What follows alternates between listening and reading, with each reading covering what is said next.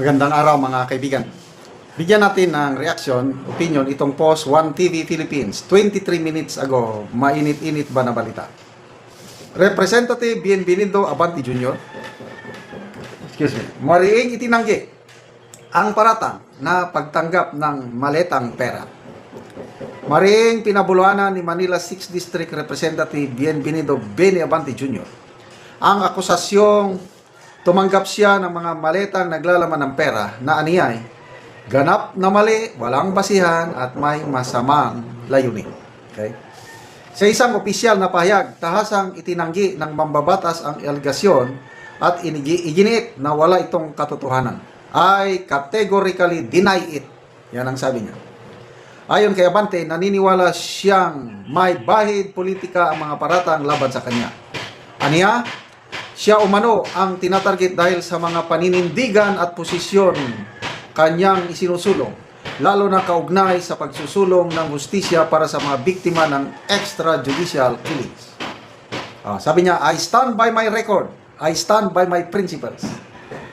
Sabay iginiit na hindi siya matitinag ng aniyay mga gawa-gawang akusasyon at patuloy siyang lalaban para sa katarungan para sa mamamayan.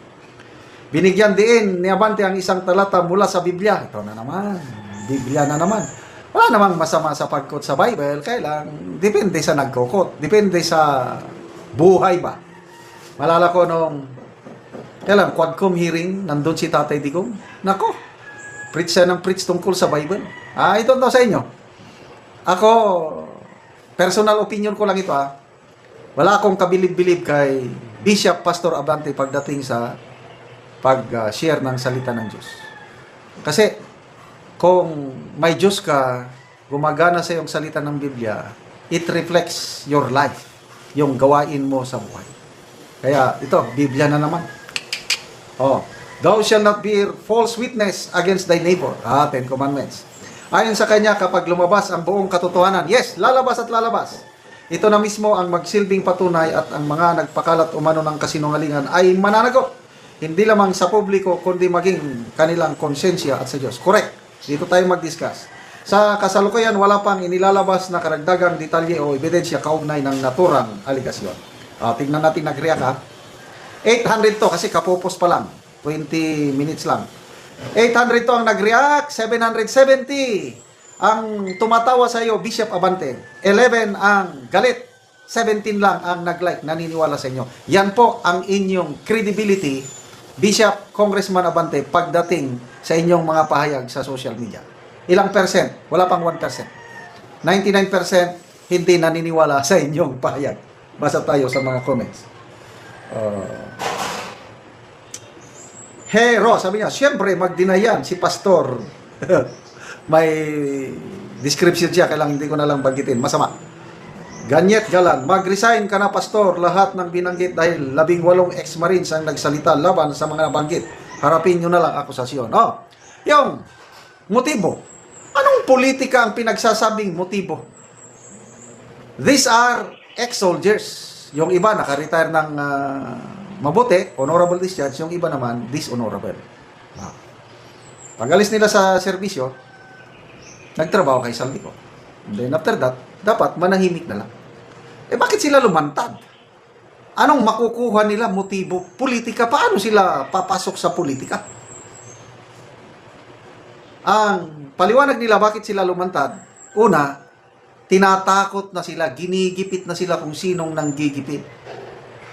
Pangalawa, nakukonsensya rin sila sa naging kaparti sila na akala daw kasi nila nung una, yung pera na yun, is pera lang talaga ni Saldico. Kailang nung nalaman nila, nung pumutok ang issue, flood control scam, na galing pa pagnanakaw sa kaban ng bayan, yun, nagkaisa sila na labanan ang korupsyon.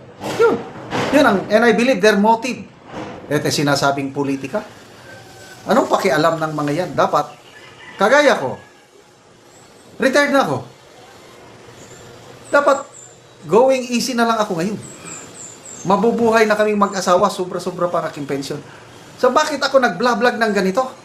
Nakikisaw-saw sa politika kasi nakikita ko may problema ang bayan. Part of my duty as a former soldier, yung pension ko galing yan sa taong bayan. And it is my duty na tumatanggap ng pera sa taong bayan na tumulong mag-enlighten kaya ito nag-vlog ako. But in return sa aking pag-vlog, ayan, nalalagay din sa alanganin ang aking buhay. Kasuhan nila dyan kung ano-ano, tinatakot. So, ano ba, wala naman akong intention tumakbo anong posisyon sa gobyerno. So, yung motibo ko, nakikita ko, yun din ang motibo ng former Marines o soldiers na ito, na parehas kami ng kalagayan. Walang halong politika ito, Congressman Abante. Nagkataon lang na may natatama ang politiko.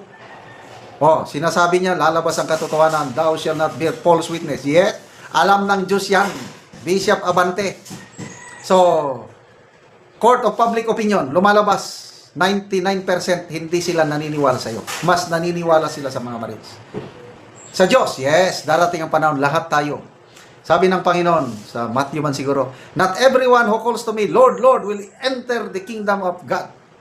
Yon lamang gumagawa ng kalooban ng Ama ko ang makakapasok sa langit. Kaya tignan natin, kahit bishop pa kayo dyan, pastor, pare, pag wala ang puso mo sa Panginoon, itataboy ka ng Panginoon pagdating ng panahon sa judgment seat of Christ. Lalabas at lalabas ang katotohanan. Pasensya na kayo, may nagtatrabaho dito sa aking construction. Maingay. And you will know the truth and the truth shall set you free. Good luck po, Congressman Abante.